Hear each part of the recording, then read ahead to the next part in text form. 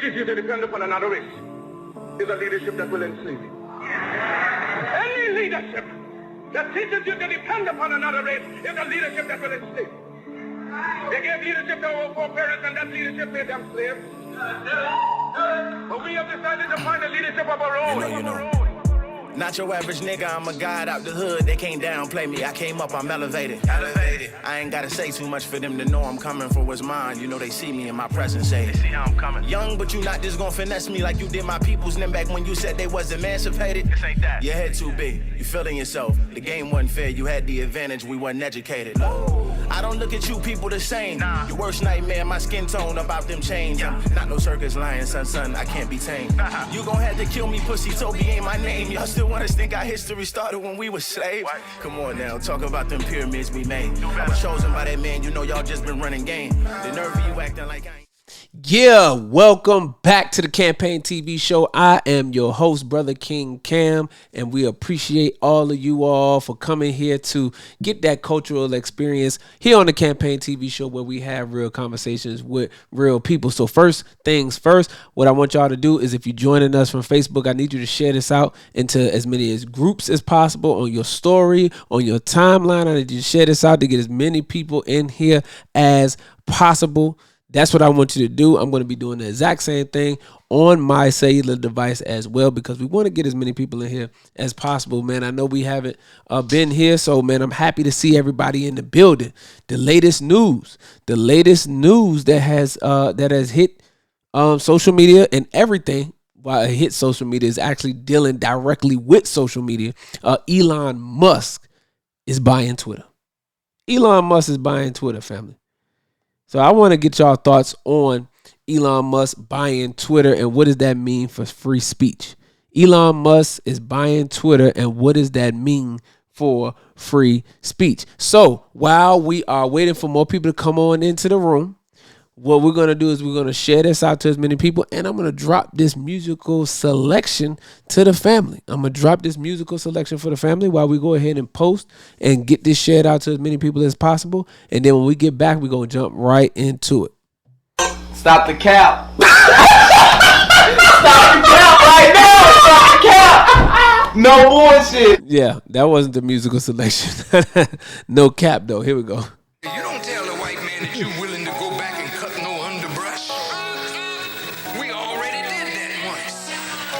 If we have to do it again, that's not progress. Hell no. Get out of the cities and the towns that we helped you build. Go and find some other state to move in. You move out, we move in. Now wait a minute. You say, oh, come on, Farrakhan, that's a pipe dream. Well, damn, you better put it in your pipe then. 400 years we've been lacking reacting. Ain't no more lacking reacting. We standing up now, we up at it, we at you. Now I go get it and stack it. Waking up now, we don't need no more trapping. Cause we know these niggas acting. They talk about guns, we know that they capping. We know they got it all rapping. 400 years we've been lacking reacting.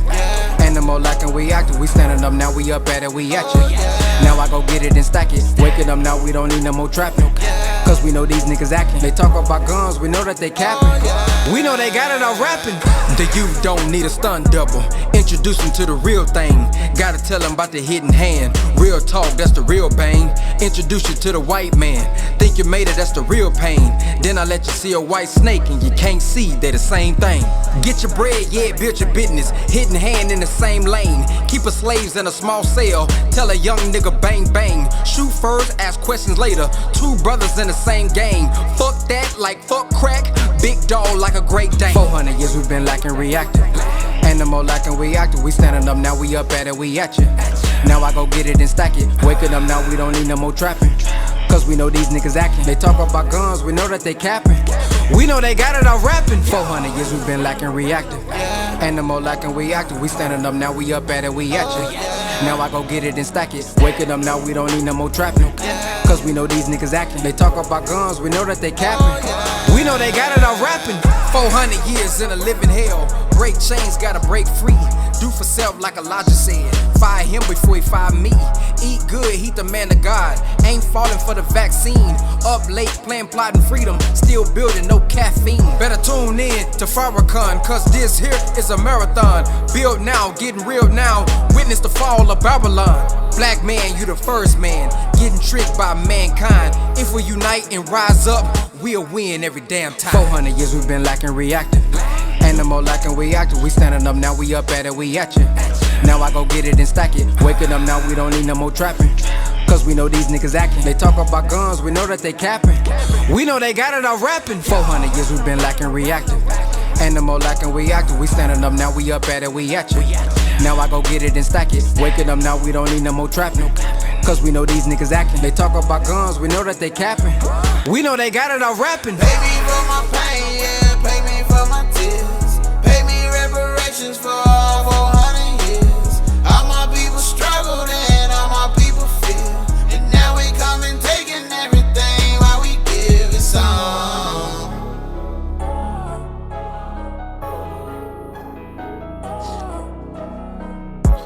All right, family, that is the good brother Ben X, and it's called 400 Years, man, featuring the Honorable Minister Louis Farrakhan. So y'all can go ahead and check that out. So let me see who we got in the building. What's going on, brother Nathan? What's happening?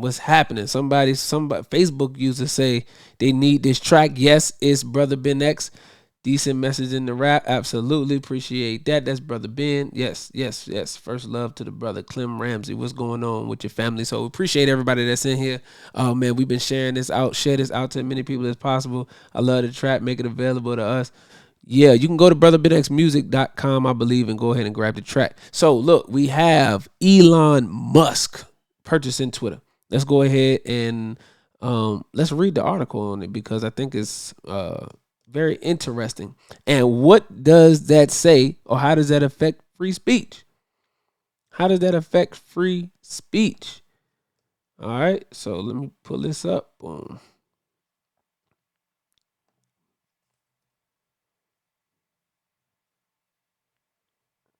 All right, cool.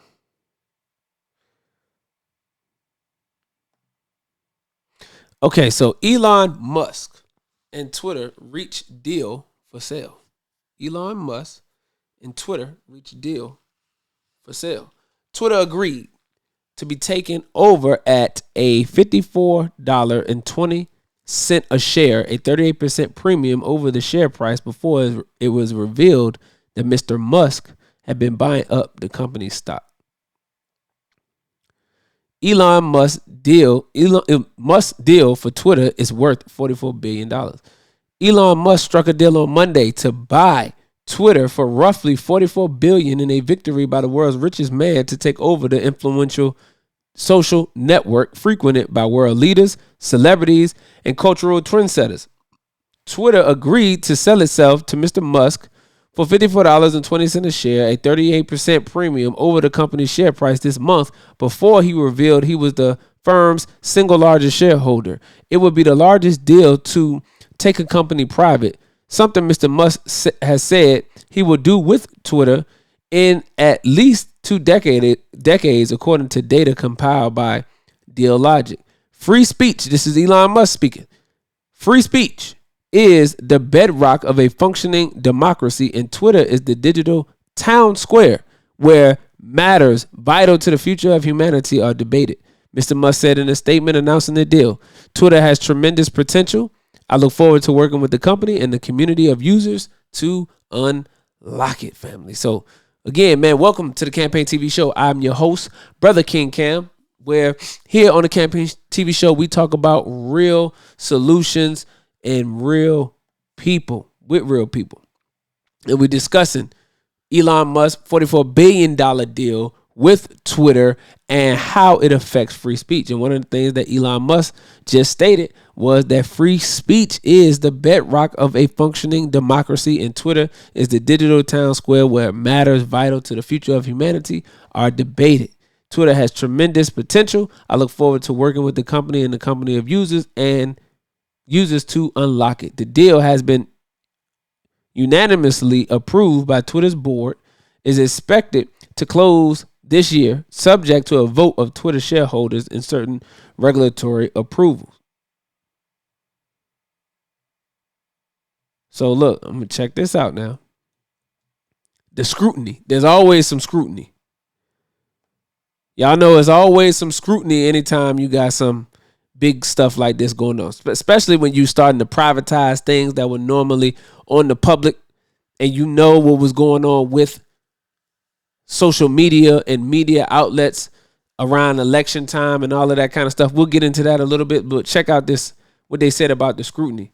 It says, yet scrutiny will likely be intense. Twitter is not the biggest social platform, as it has more than 217 million daily users compared with billions for Facebook and Instagram, but it has had an outsized role in shaping narratives around the world. Political leaders have used it as a megaphone, while companies, celebrities, and others have employed it for image making and brand building. In recent years, Twitter has also become a lightning rod for controversy as some users spread misinformation and other toxic content on the surface. Former President Donald J. Trump frequently turned to Twitter to insult and inflame before getting barred from the platform after the January 6th riot at the Capitol last year. The company has repeatedly been forced to create policies on the fly to deal with unexpected situations. All right. So this is what we have here, family. This is what we have here. Like, share, and share. So we have Twitter now being purchased by Donald Trump, by Elon Musk. Okay. That's exactly my thought, beloved. What does this do for free speech? Glad I never used Twitter. Never will. Now bad enough on Facebook and IG for too long. So how is this going to affect free speech? How does it affect free speech, family? Because my thoughts are that with Elon Musk purchasing Twitter, what a lot of people are afraid of, is the fact that now Twitter being privatized is no longer regulated by public entities. Now Elon, at his own leisure, could bring back people who have previously been barred from the platform. Huh? That's a whole nother thing right there now. He's able to actually bring back people who have been barred from the platform. And I'm going to show you this tweet. I'm going to show you this Instagram post from Sean King.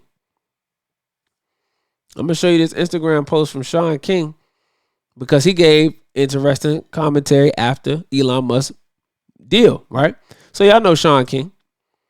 Okay. Y'all see brother Sean King right there. Democratic, heavily on behalf of the Democratic Party. I don't want to call the brother names, but So this is what he had to say. He said, at its root, Elon Musk wanting to purchase Twitter is not about left versus right. It's about white power. The man was raised in apartheid by white nationalists. He's upset that Twitter won't allow white nationalists to target, harass people. That's his definition of free speech. Now, when you see people like Sean King, who are heavily supportive of the Democratic Party, being object to Elon Musk purchasing Twitter, that's because in the Democratic Party, you have to understand that they are the ones that are bullying the tech companies. They are the ones who are applying pressure to have people removed from social media websites and social media networks. This is what the Democratic Party has done to try to train the minds of the people into thinking in a one mindset type of way. They want to train the minds of the people so that they think in one type of way. And we know this to be true with the Democratic Party because they want everybody to be on the same page. They're pushing for more of a one-track mind as it pertains to world government, world politics, versus allowing people to have freedom of choice and decision. They're trying to force a lot of their different policies and the things that they want. They want to push that on us. And what a lot of right wingers, conservatives, or Republicans, whatever name you want to give them, a lot of them are fighting back against things like that. And inside of or underneath that conservative, that right wing pillar, if you will, or umbrella, right, lies those white nationalist groups that Sean King is talking about. Under that is those white nationalist groups. So what he's saying is that you're opening up the door for those white nationalist groups to be able to get on and say the things that they want to say and bully people and things like that.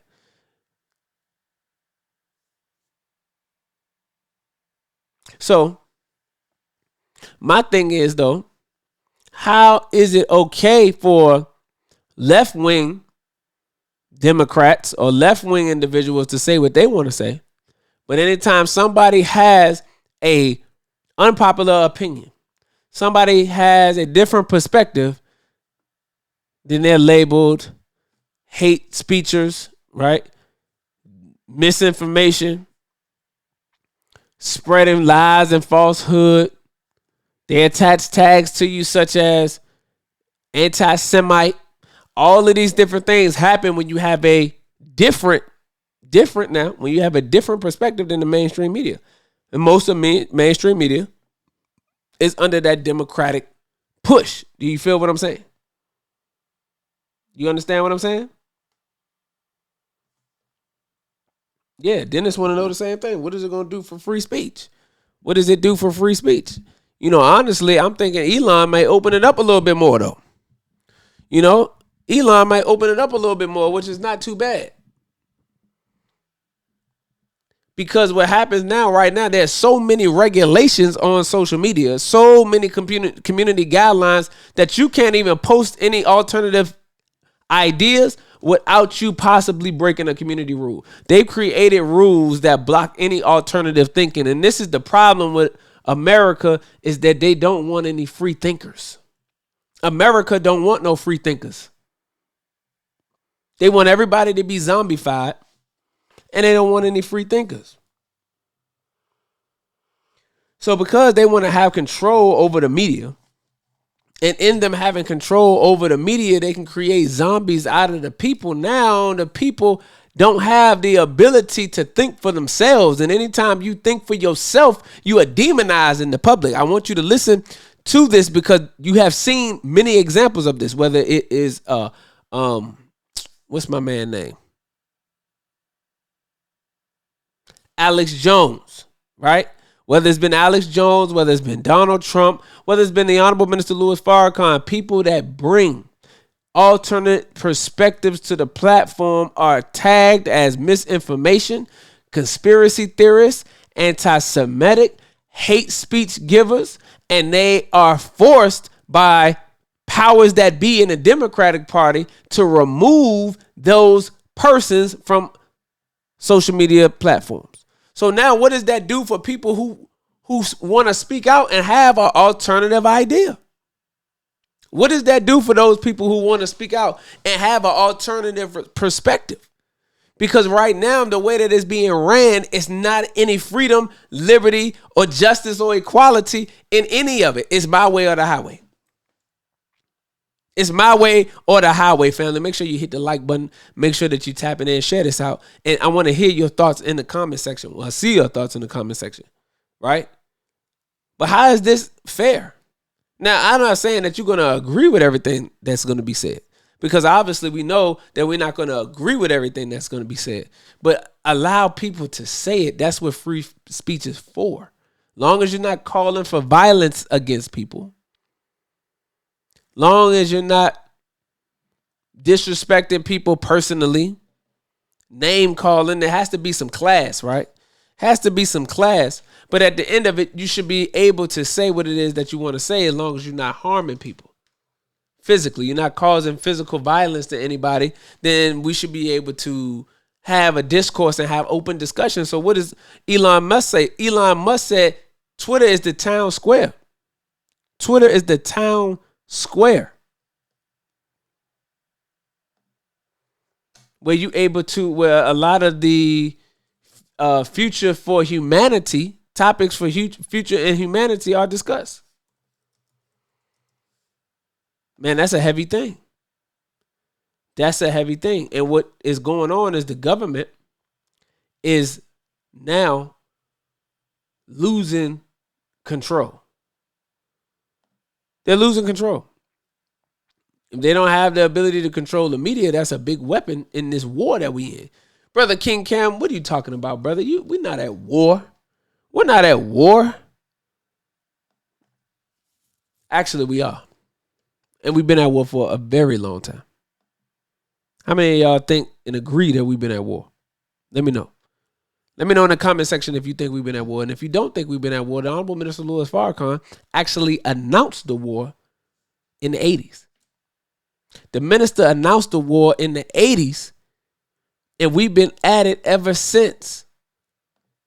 But because the United States government has wanted to keep you on a one-track mind, wanted to keep you as a zombie, then obviously you missed the fact that we at war.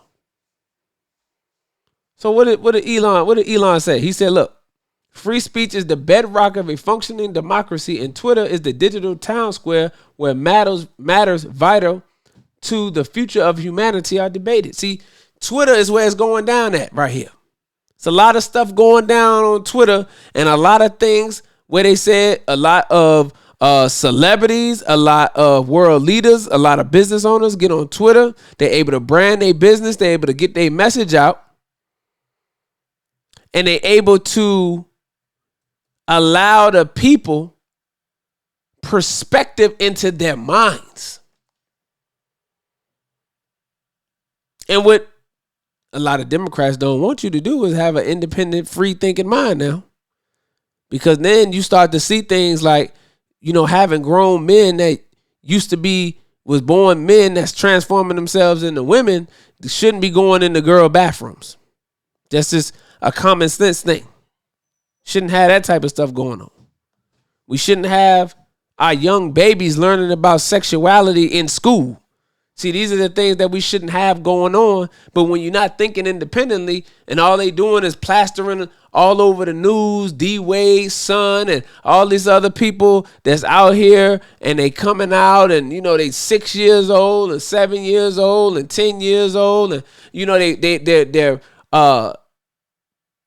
slamming you with all of this type of propaganda, making you think that this is okay. So what does the Quran say? The Quran says that Satan makes evil fair seeming. So what they're trying to do, family, is they're trying to make all of this wickedness and unrighteousness seem fair seeming. They're trying to make it seem like it's okay. So they subtly suggested. So in the Quran, it says what? Evil suggestions cast in firm resolution. So they casting evil suggestions and firm resolutions by subtly bombarding your mind in the media and social media with all these different ideas. To the point where now you don't even understand or think that what's happening is wrong. They don't even want you to think that the evil that they're trying to slide on you and slide on your children is wrong. They're trying to make you seem like you crazy. When you ain't grow up like that, your grandmama didn't raise you like that. Your mother didn't raise you like that. Your father didn't raise you like that. You got more common sense than a lot of these scholars and a lot of these academics. See? You got more common sense than that. And you know what's right. You know what's wrong.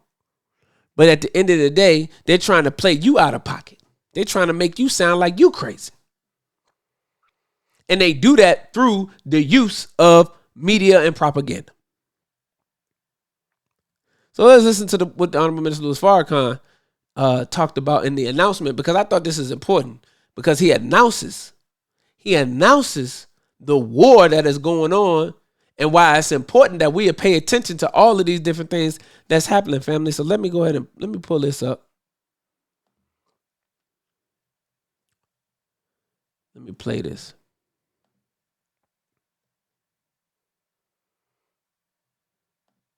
An announcement on which hangs the future of this nation, its leaders, and the people of America. This is not the usual press conference, though I realize that you may only be able to use a very small portion of what I say if you choose to use it at all. However, I would hope that you record everything that I say, that it may bear a record either for or against you and me. Can y'all hear that? Let me know if y'all can hear what the minister, if y'all can hear the minister. Let me know if y'all can hear the minister. I don't want to keep playing it and y'all can't hear the minister. So let me know if y'all can hear the minister. I need to know in the comment section if y'all can hear the Honorable Minister Louis Farrakhan. Can y'all hear the minister? We warn right now. Yeah, let me know, Donna, if y'all can hear the minister. Could y'all hear? Okay, sweet. All right, y'all can hear. All right, I'm getting back to it. Getting back to it, family.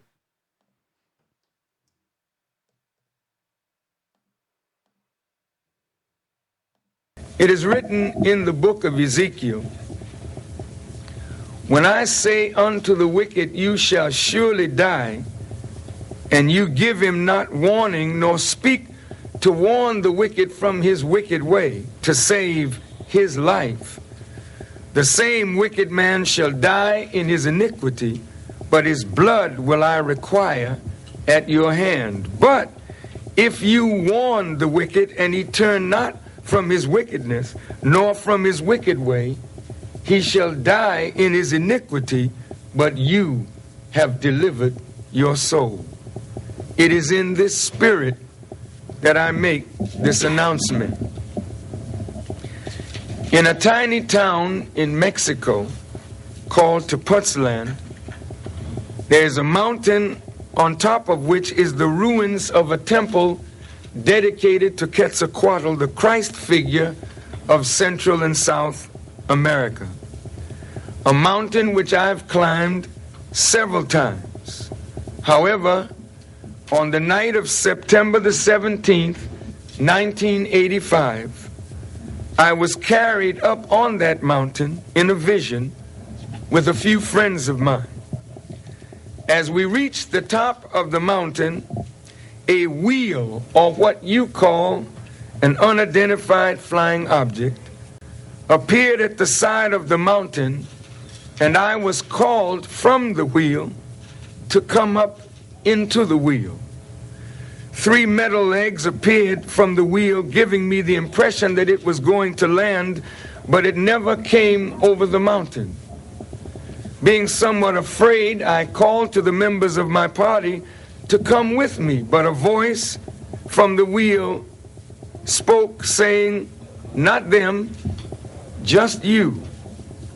I was told to relax, and a beam of light came from the wheel, and I was carried up on this beam of light into the wheel. I sat next to the pilot.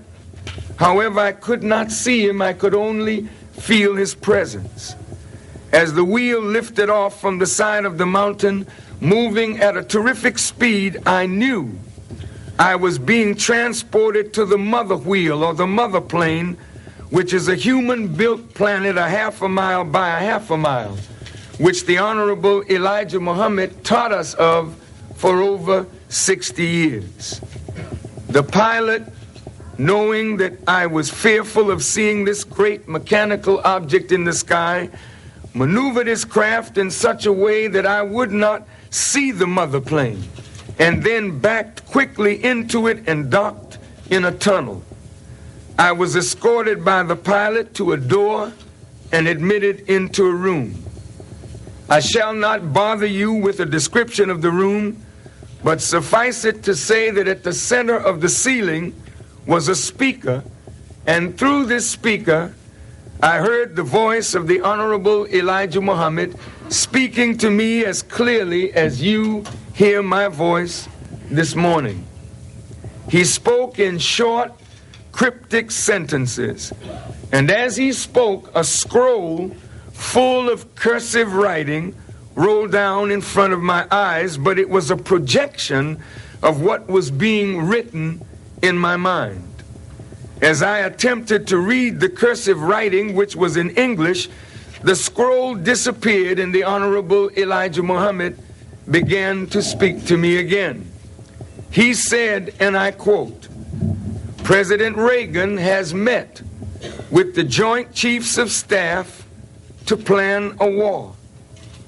I want you to hold a press conference in Washington, D.C., and announce their plan and say to the world that you got the information from me on the wheel," end quote. He said to me that he would not permit me to see him at that time, but he said that I had one more thing to do, and when that one more thing was done, I could come again to the wheel and I would be permitted to see him face to face. He then dismissed me and I entered the small wheel, and the pilot, whom I still could not see, moved the craft out of the tunnel and took it up to a terrific height and maneuvered his craft that I might look down upon the mother wheel, and I saw a city in the sky. With great speed, it brought me back to earth and dropped me off near Washington, where I then proceeded into this city to make the announcement. After I awakened from the vision, it seemed to vanish from my mind. However, on the morning of September the 19th, 1985, a great earthquake struck Mexico City, and it was felt as far away as Tepoztlan, the little town where I was staying. The earthquake brought the vision forcibly to my mind, and I spoke it later that morning for the first time to my wife, Khadija Muhammad, and to Sister Taineta Muhammad in the city of Cuernavaca in Morelos, Mexico. During the vision of 1985, the Honorable Elijah Muhammad did not tell me who the war was planned against or where the war would take place. But as events began to unfold from September to December of 1985 into January of 1986, it began to dawn on me slowly that that war might be against Muammar Gaddafi and the Libyan Jamahiriya, but I was not completely sure. In early February 1986, I was invited to participate in and be the spokesman at a press conference initiated by the Libyans in cooperation with Kwame Ture of the All-African People's Revolutionary Party and the representatives of approximately 15 groups of blacks, Native Americans, Hispanics, and whites, in essence, to say to the government of America, hands off Libya. While I was speaking at that press conference, the lights of the television cameras in the back of the room brought back the vision of the press conference that I was to hold in Washington, D.C., and I wondered to myself, could this be it? In February 1986, I embarked on a world tour. And while I was in Ghana, in West Africa, it crystallized for me that the war that President Reagan and the Joint Chiefs of Staff had planned was, in fact, against Muammar Gaddafi and the people of Libya. So I decided to alter my planned itinerary to go to Libya and to warn Muammar Gaddafi. I arrived in Libya, and practically every member of the Libyan government met me in my suite, with the exception of Muammar Gaddafi and his second-in-command, Jaloud. I spoke to them, and they went speedily away from my room. I expect they went to see Muammar Gaddafi. But from Tripoli, speaking before the representatives of approximately 80 nations, I repeated this vision publicly, sending back to the United States a warning to President Reagan and then Secretary of State George Shultz.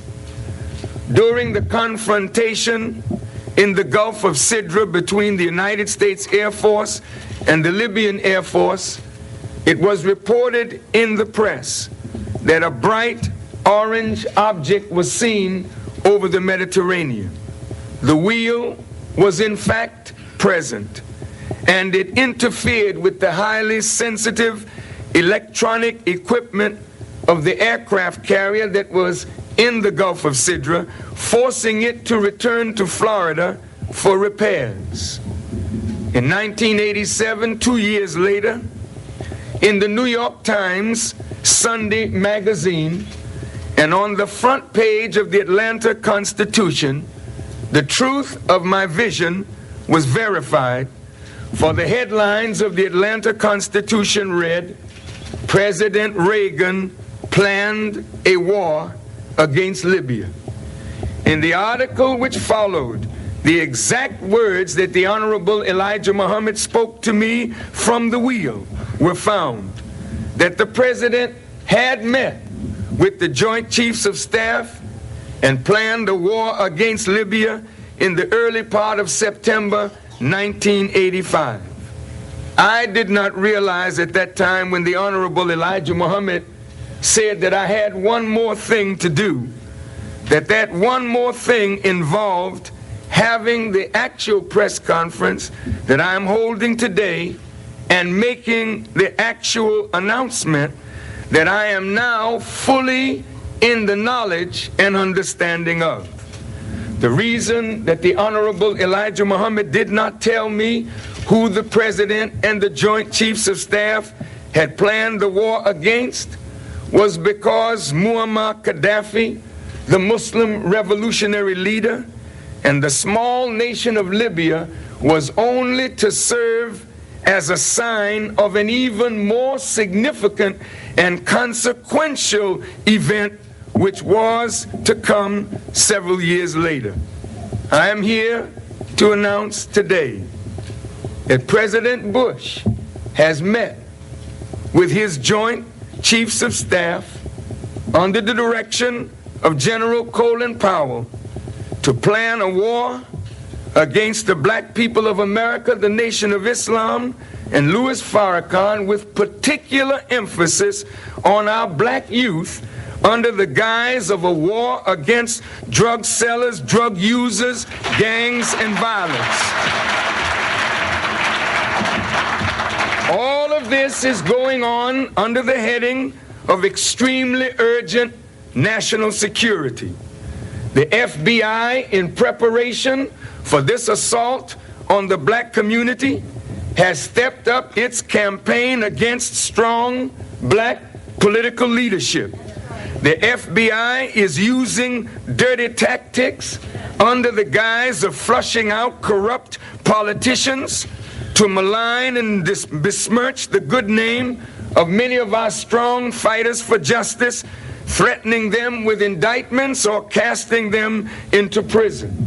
With other weaker leaders, the government has already promised them wealth and nearness to the centers of power, and to be in their councils in exchange for their being silent when the actual attack comes. The FBI has been working to destroy the Nation of Islam since 1940. As a young Muslim 34 years ago, I recall that agents of the FBI were constantly visiting members of the Nation of Islam, trying to frighten us and our families away from our belief in the religion of Islam and away from our desire to follow the leadership of the Honorable Elijah Muhammad. Now it is well documented through the Senate subcommittee hearings on the counterintelligence program of the United States government under J. Edgar Hoover, and through information that we have received under the Freedom of Information Act, that the government of the United States, the Justice Department, and the FBI, in the name of fighting communism, and in the name of preventing a Messiah from rising among black people who would unite us, and in the name of protecting the existing social and political order, use taxpayers' dollars to employ every dirty trick that was ever used in overthrowing foreign governments deemed to be the enemies of the United States, to overthrow and to undermine all black leaders and black organizations in the United States. It is well documented that the FBI, using taxpayers' dollars, conducted illegal surveillance, wiretaps, and mischievous machinations against black leadership to discredit, undermine, embarrass, and even kill those leaders who stood up to amend the condition that 310 years of chattel slavery and 100 years of free slavery produced. That which the FBI has done against the Honorable Elijah Muhammad, the Nation of Islam, black leaders, and black organizations, again, is well documented. It was the FBI who planned and engineered the split between Malcolm X and the Honorable Elijah Muhammad. It was the FBI and its agents that engineered the murder of Martin Luther King Jr.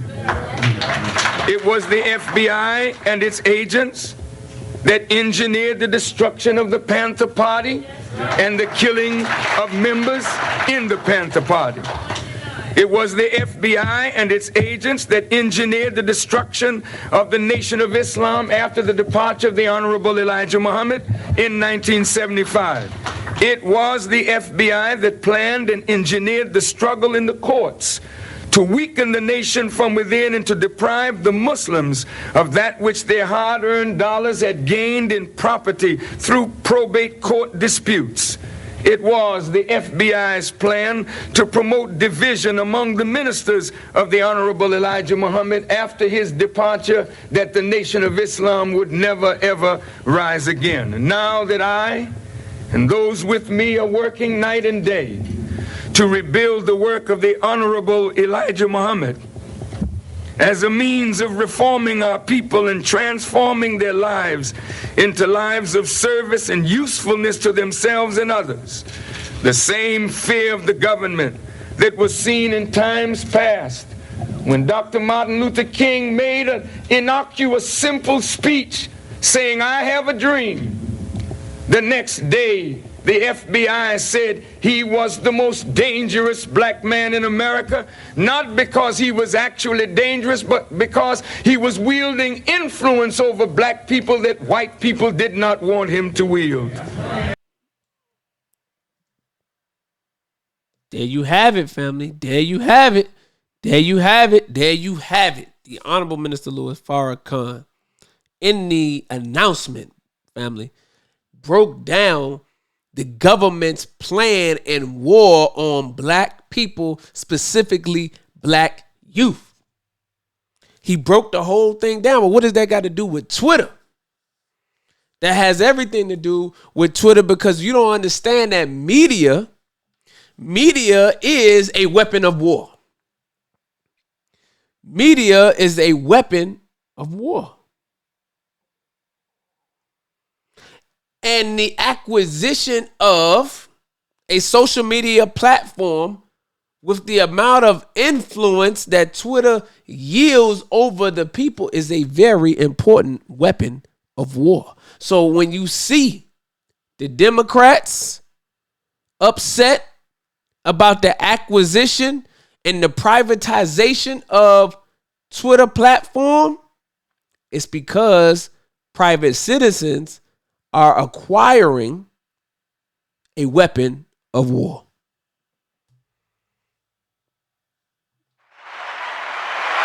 We are acquiring a weapon of war, family. See? So what Elon Musk is effectively doing is he is changing the balance of power, shifting the balance of power in this war. Well, we as black people, we don't stand on the side of either conservatives or liberals. We stand on the side of whoever's gonna do for us what our agenda dictates. We have an agenda, we present it. Whoever is going to execute our agenda is who we rocking with. If nobody's executing our agenda, that's fine too. We'll execute our own agenda. You understand what I'm saying? So, you notice, again, Twitter has banned the Honorable Mr. Louis Farrakhan. from being able to. All right, let me take that back, because they did not ban the Honorable Minister Louis Farrakhan. Twitter did not. Facebook did. Instagram did. Twitter had like I can't figure out the word, but they kind of like didn't allow disabled his account. That's what it was. They had disabled his account for a particular amount of time, but they did not ban him from using the platform forever, right? And now they unlocked his account and the minister can tweet. So these other social media platforms and the people who run them are upset with Twitter, because Twitter did not take the stance, even before Elon Musk purchased them, did not take the stance of deleting a bunch of people off of their platforms. Now, Donald Trump is a whole nother story. And that's white people business. And we ain't getting into white people business. But we are talking about how they allowed the Honorable Minister Louis Farrakhan to stay on their platform. And that is a problem for the United States government. That's a problem when you're talking about controlling the minds and the hearts of the people. So the Most Honorable Elijah Muhammad said that the war of Armageddon is for the hearts and minds of the people. That's what it's for. The hearts and minds of the people. That's what we warring for, family. This is what we battling against. And this is why you see such a struggle when it comes to these different social media outlets. And this is why you see the regulations and the regulatory procedures and such a crackdown from the tech companies, Google, Facebook, other social media sites, because they're trying to bottle up the private citizens' ability to think and speak freely.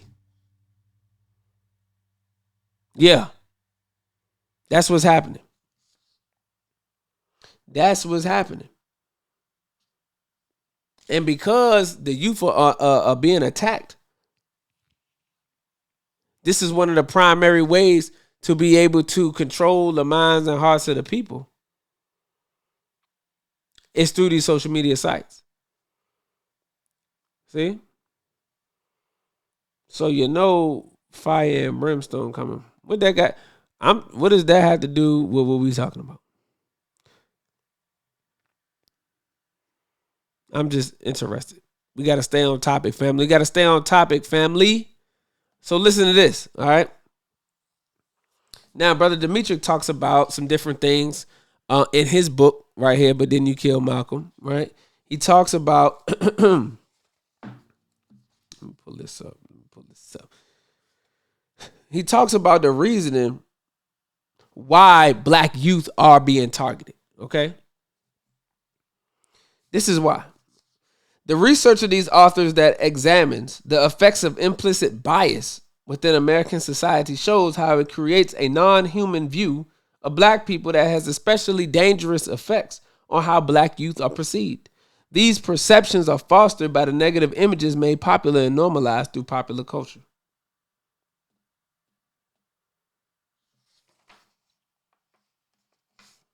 Heavy stuff right here.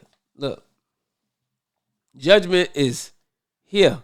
I don't want to mispronounce it. Kalea. It's not coming, it's here. These calamities, that's God's judgment. See? The pandemic, God's judgment. The economic crash, God's judgment. The increasing criminal activity, God's judgment. The increasing deaths, whether it be from the pandemic, whether it be from murder or suicide, God's judgment. Famine is on the way, God's judgment. It's not coming, it's here. The Most Honorable Elijah Muhammad said, these are the days of Allah, where God will be judging the wicked and removing them from the planet Earth. It's that time now. It's that time. So look, listen to this, because we know that the youth are under attack. And there's a particular reason why social media platforms moved to remove the Honorable Minister Louis Farrakhan from their platforms, so people could not hear his words. The perilous social condition of black youth provides the context and frames the presentation of the research within this book. The Nation of Islam has historically produced what can be accurately described as the antidote to the social ills that the cited academic research reveals. Malcolm X is one of the greatest examples of the ability of the Most Honorable Elijah Muhammad's teachings to transform a young man or woman who may be following a path to self-destruction, imprisonment, and criminality. Within the Nation of Islam, black youth find knowledge, purpose, and many positive role models who are real accessible examples of inspiration and motivation. The transformative works of the Most Honorable Elijah Muhammad's teachings are well known by scholars and academics. The transformative work of the Honorable Minister Louis Farrakhan's representation of those teachings is well known by researchers and scholars alike. Of the Honorable Elijah Muhammad, legendary black writer and activist James Baldwin once wrote, Elijah Muhammad has been able to do what generations of welfare workers and committees and resolutions and reports and housing projects and playgrounds have failed to do. To heal and redeem drunkards and junkies, to convert people who have come out of prison and keep them out, to make men chaste and women virtuous, and to invest both the male and the female with a pride and a serenity that hang about them like an unfallen light. He has done all these things which our Christian church has spectacularly failed to do. This is from the words of James Baldwin. Those are the words of James Baldwin. As a student of the Most Honorable Elijah Muhammad, Minister Farrakhan's ministry has a well-documented history of producing a transformative effect on those who follow his divine guidance. And journalist Fahiza Aleem famously proclaimed, I know Farrakhan's real-world impact on people. For example, when I started attending the University of California, Berkeley, I also started taking the birth control pill. I think it was included in the registration packet. I mentioned the birth control pill because at the time it was the drug of choice for most single women, young women. Many who were still in high school and not yet sexually active were prescribed the potent drugs allegedly to regulate their cycles. Moreover, marijuana, dropout, and free love were the buzzwords of my generation. The Beatles, Jimi Hendrix, Sly and the Family Stone, our Pied Pipers of modernity lured us into a dark and swirling hole of hedonism. And Farrakhan, espousing the teachings of Elijah Muhammad, brought me out of the tailspin. Until that point, I had been taking birth control pills to keep from getting pregnant. But after listening to Louis Farrakhan speak about how potent a drug must be to be capable of shutting down one's nature's powerful biological functions that are reproducing itself, I stopped. It took me another 2 years to ovulate or produce eggs again. And some years later, the pharmaceutical companies revealed that we had been guinea pigs, and the pills prescribed to some young women were about 10 times more potent than they should have been. You are poisoning yourself, Farrakhan has said. Why kill the fruit of your womb and prevent maybe another great black leader from being born? Hasn't Pharaoh killed enough of our children? I'm glad I heard him. I stopped taking the pill, and now I am the proud mother of 4 children, a daughter and 3 sons. All praise is due to Allah. For the Honorable Minister Louis Farrakhan and those words, because sister was able to come out of that darkness which Satan had her headed down because of what? The propaganda. And because of what they have been able to do in the media. So now media being privatized is giving people the ability now to take back the power that we once had before big tech and before big pharmacy and the pharmaceutical companies came in and started controlling. So it says, Brother Demetrius said, within the Nation of Islam is the cure for the spiritual and social economic problems plaguing the black community. Allah God has actually given to the most honorable Elijah Muhammad divine wisdom that can solve the problems plaguing American society as a whole. However, the scandalous false narratives that comprise the powerful propaganda campaign aimed at destroying the Nation of Islam deter many young people from joining and or embracing the Salvic message. It is therefore vitally important that the mental impediments to embracing the solutions to our problems be removed and the satanic falsehoods that erected them be exposed. And there is no falsehood more famous than the one expressed in the now familiar refrain, but didn't y'all kill Malcolm? So what Brother Demetrius is mentioning and talking about is how they have utilized propaganda to keep people away from joining the Nation of Islam, even though the Nation of Islam has proven track record in transforming human life. And with the acquisition of this Twitter from Elon Musk, or to Elon Musk, if you will, says to me is that people now are having the ability to speak freely once again. And the government's grip and hold on the people is now coming to an end. So this is what you see. And you're going to begin to see, more government people talk about this. Let me see if I can pull this up too, because there was a news clip about this. Let me see. Boom, boom, boom. Because they got talk about it all over the news. You know, billionaires buy stuff all the time. They're not putting it on the news. But for some reason, they just all up in a frenzy about this right about now, fam. And I wonder why. All right, so let's check this out.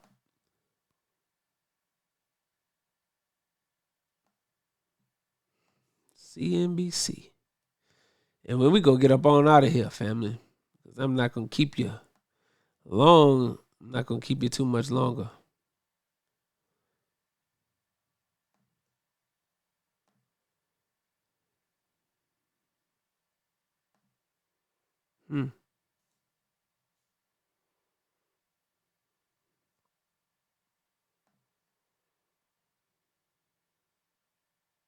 Ready to style in just one step?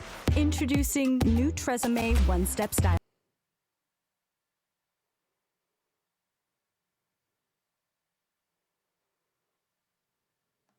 5 professional benefits, 1 simple step.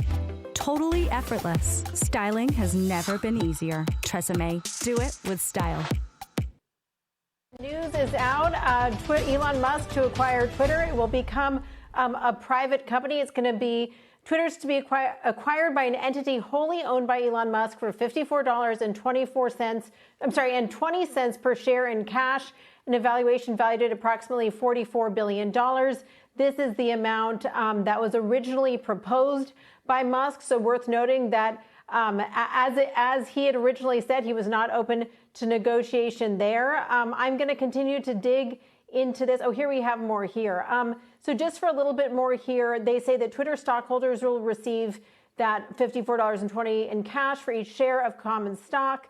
And that represents a 38% premium to Twitter's closing price on April 1st. That was the last trading day before Musk disclosed his 9% stake in the company. There's a statement here from Brett Taylor, who's Twitter's independent board chair, and this is it. He says, quote, "The Twitter board conducted a thoughtful and comprehensive process to assess Elon's proposal with a deliberate focus on value, certainty, and financing. The proposed transaction will deliver a substantial cash premium, and we believe it is the best path forward for Twitter's stockholders." Then Parag Agrawal, who is Twitter CEO, who is not very well known by the investment community, has not done an interview with us here on CNBC. He says, quote, "Twitter has a purpose and relevance that impacts the entire world. Deeply proud of our teams, etc." And then I just want to mention what Musk says in this press release. And this goes back to why he wanted to buy Twitter. He says, quote, "Free speech is the bedrock of a functioning democracy, and Twitter is the digital town square where matters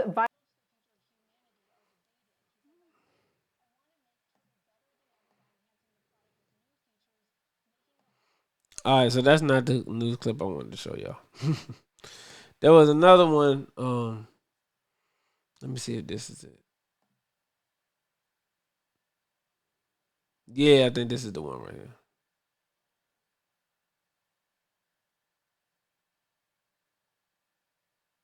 Let me see.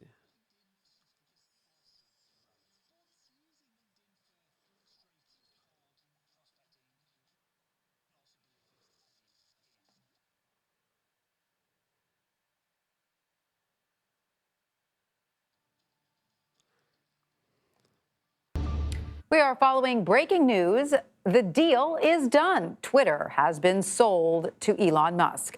The Tesla and SpaceX CEO acquired the social media company for roughly $44 billion.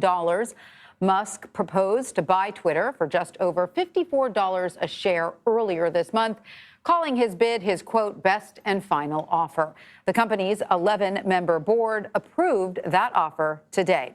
CBS News tech reporter Dan Patterson joins us now for more on this. Hi, Dan. So following up to our earlier conversation, was this simply a case of the offer being too good to refuse once the financing was clear to the board?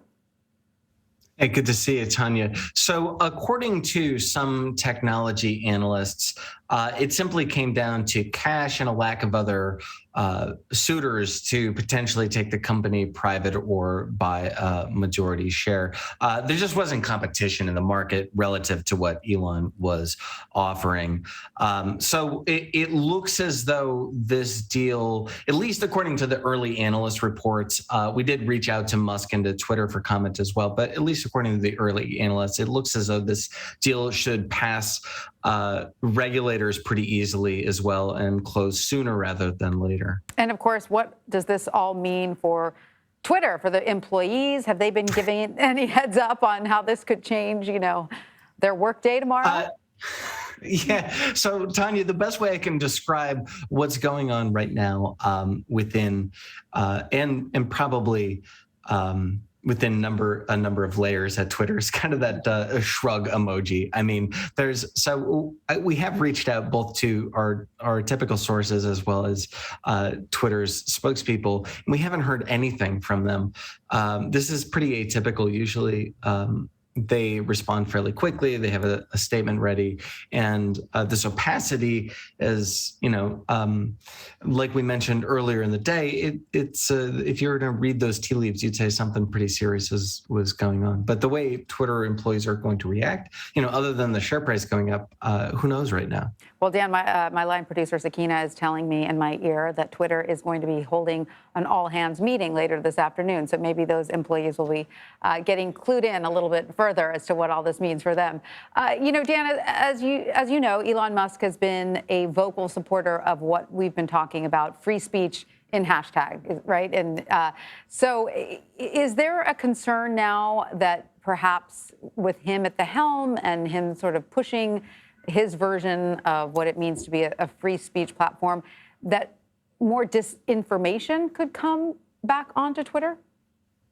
Well, we really don't know the particulars of how things might shake out right now. But this free speech thing that Musk has been trotting out recently, it's kind of a red herring. It's good bait, and it's something that he kind of knows everybody is going to argue about because it's fairly it's relative and means different things to different groups of people. And so it's something that he knows that people are going to chase and get upset about. But it's not really the core of what Musk cares about here. And I think that core is influence. We've seen celebrity presidents, and now we see celebrity CEOs. And that's maybe what Musk cares more about now than ever, is this role of influence, power, and celebrity.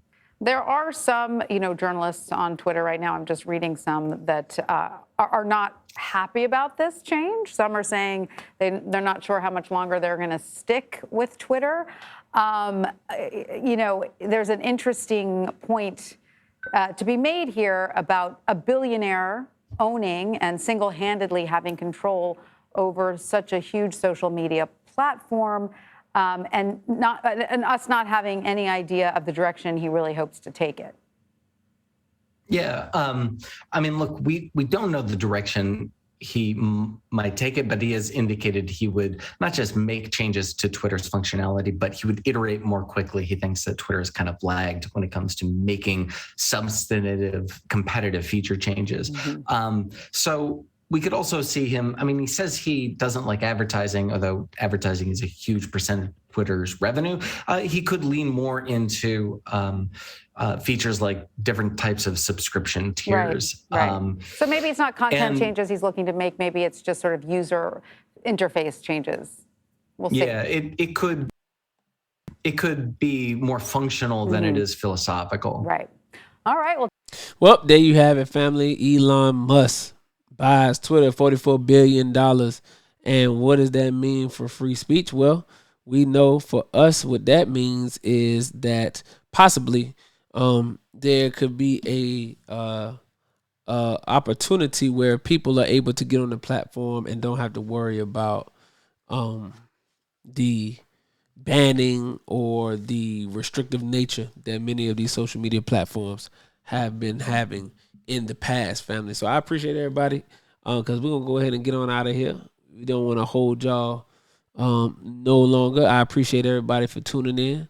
And, man, make sure y'all subscribe to the podcast community. You can do that by texting the word podcast to 404-737-1030. Join the podcast community. And if you have not purchased your brother's book, it's called The Enemy is the Enemy, 4 Ways to Stop Self-Destructive Behavior. You can go over to my Instagram at Brother King Cam. Click the link in the bio, and you'll be able to purchase this right here. You dealing with any type of substance abuse, domestic violence, you got any type of depression going on, you want to go ahead and grab this book. Today, you are seeing more and more people depressed, committing suicide. We're getting numb to murder and killing that's happening in our community. There was just a security guard murdered here in Atlanta, Georgia, shot in the back of his head while a whole nother man sat on the curb, watched the whole thing go down.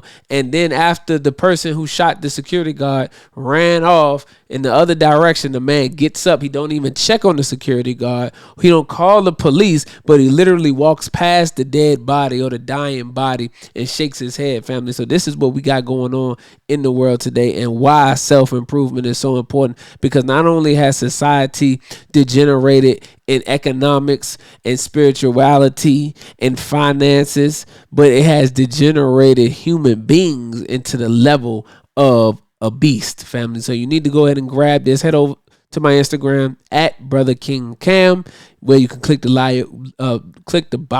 link in my bio, and go ahead and purchase your book today. The Enemy is the Enemy. All right, family. So I am gonna go ahead and get on up out of here. All right. So we appreciate everybody for tuning in, and may Allah continue to bless you with the light of understanding. And we leave you in the greeting words of peace, as we say it in the Arabic language. Assalamu alaikum.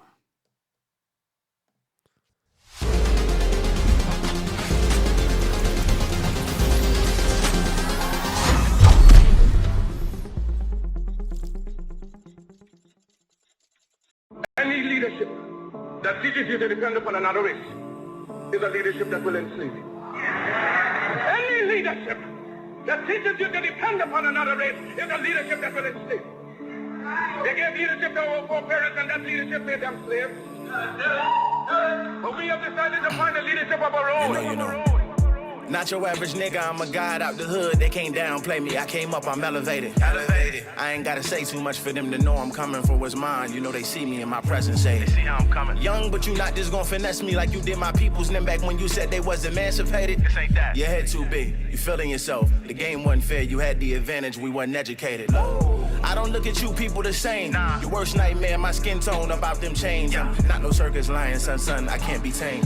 You gon' have to kill me, pussy, Toby ain't my name. Y'all still want us think our history started when we were slaves? What? Come on now, talk about them pyramids.